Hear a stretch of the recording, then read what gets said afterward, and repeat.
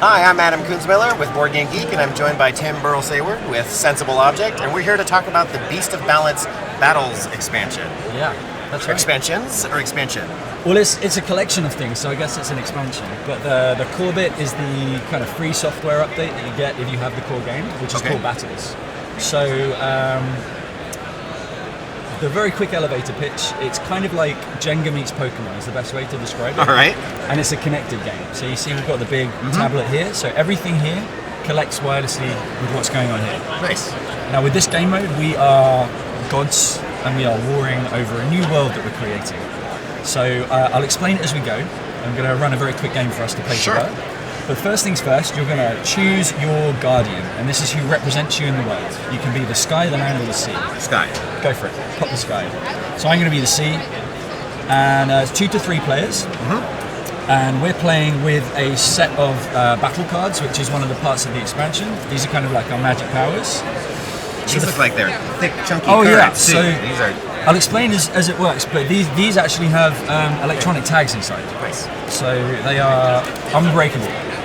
So the way the game works, we are going to take turns to add things to the tower. All the things we add to the tower are going to add things to the world. And then we're going to use the cards to cast spells and do all sorts of weird and wonderful things. So the first thing we're being asked to do is draw up 2 from the deck. Draw and scan your first card. And so the scanning, if you see here, there's a point. The front. There we go. So you're going to just tap it to the reader. So that's how the tablet knows what you've got track of. Yep, that's good. So pop it down. And then grab another one. And tap it. And then I'm going to do the same. 1 and 2. Turn the volume up. So you see, this is our world. You're here. This is your lovely sky region. And I'm down here in the sea. I'm asleep at the moment. The third region, the land, is no one's playing as it, so we can ignore that.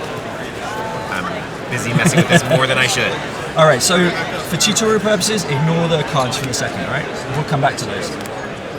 So the turn process is, all you have to do is add something physical to the tower. In the game proper, you can add anything in any order, and all the different pieces have different functions. But to keep it simple, there's a big stack of beasts over here. Grab one you like the look of, anyone. Now before you put it on the tower, which is what we're going to build here, you want to find that symbol. Yep. That symbol. And then you're going to tap it to the scanning point right here, wherever that is. And the tablet's picked it up, so now you can put it on top any way around you like. Alright. And this is the first move of our game. And you'll see that the warthog you've added to the tower is now adding a warthog to your region, and because you're sky, it is a flying warthog called an A10. Nice! Alright. At the end of your turn, you're going to pick up another card. You have 3 cards maximum. Again, ignore them for now, we'll get to those. So my go. Let's add another piece. I'm going to go for the lovely anglerfish with a nice little springy, springy dude there. So if I put this here, now I'm going to go next to it. Now I could have put it on top or next, wherever you like. It's quite a flexible stacking. Sure. Alright, so I'm going to pick up a card, and then we're going to talk about cards. Alright. So we'll play open hand to make it easy. So pop your cards down in front of you. Can the screen see them? Alright, lovely.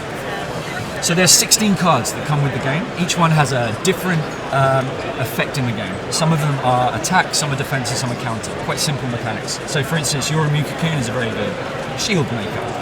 The way you play them is you can play your cards anytime during anyone's turn. You just jump straight in, you scan them on the plinth in the same way you scan the physical pieces, and then they play out. But what's interesting is I can play cards on top of your cards, and I can create a stack, blah, blah, blah. So keep yours in front of you. I'll prompt you as to when you might want to have a go. But it's back to you. Now I'll tell you about some other pieces. So the white ones here, really good at making platforms, but these also have effects on the beasts that are already in the world. This one, the Migrate, lets you steal other people's beasts. The Cross lets you cross them together to make new ones that have more power. So your choice is another beast, a Migrate, or a Cross. I kind of like the idea of crossing. Of course. So it's still got to go on the tower, anywhere you like. I mentioned it has kind of parallels with Pokemon. This is where this comes in. So the Flying Warthog and the Anglerfish, I've made a Light Snort. A Light Snort. And that's a new discovery. That's adorable. So with the expansion, because of the new pieces that we've added, there's about 650 hybrids to find here. All with names, all with stories, etc, etc. Now, I like the look of that. I think I'm going to steal some of its life. Alright. I'm sorry. So I pick up my card, I tap it here, I put it in a discard, Now, if I don't want that to happen, I could use my Boom. shield. Just go for it. Tap it. And then the screen, one of the benefits of the screen is it kind of helps you learn the rules as you go. So it's asking you to tap the beast that you want to shield. Perfect. And then you're going to hold down the button. And holding down the button gives me a chance to jump in and play other cards. Like, I could have played a card to steal that effect, but I didn't. So you see your Warthog is now shielded, but I'm still going to choose this one. So I'm going to pick Might as well, right? the Warthog, and I'm going to give the life to my Anglerfish, and I hold down, and you'll see a lovely little card effect. A lovely little leech jumps out and steals some of the life. So that's how cards work. So over for me, there's a big stack of pieces over here which are called elements. These are power-ups. The different colours affect different regions. So your sky, so your region is pink. I'm obviously blue. Now, being as it's my turn, if I was to play the blue piece, all of my creatures gain life. Okay. If you were to play the blue piece, all of mine would lose life. Makes sense. And the orange ones are special. This is fire. Fire affects whichever beast the firefly is hovering over when you scan it. Oh, so I have to like watch it and... Exactly, there's timing of it. And the last thing is up here, you'll see there's an orange nebula.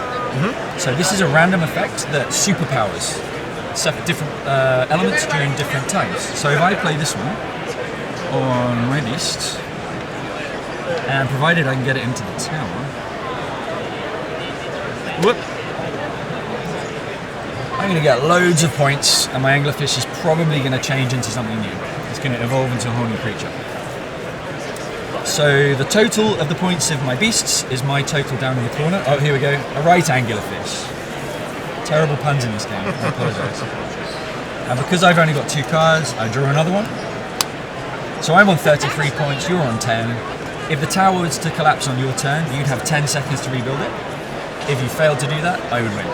And if it was to collapse on yours, would you have 33 seconds? I would indeed, yes. So for you, there's a couple of other things. Maybe try What's this over here? these guys. All right, so these are called miracles. This is the miracle of resurrection. It brings everything dead in the world back to life. Okay.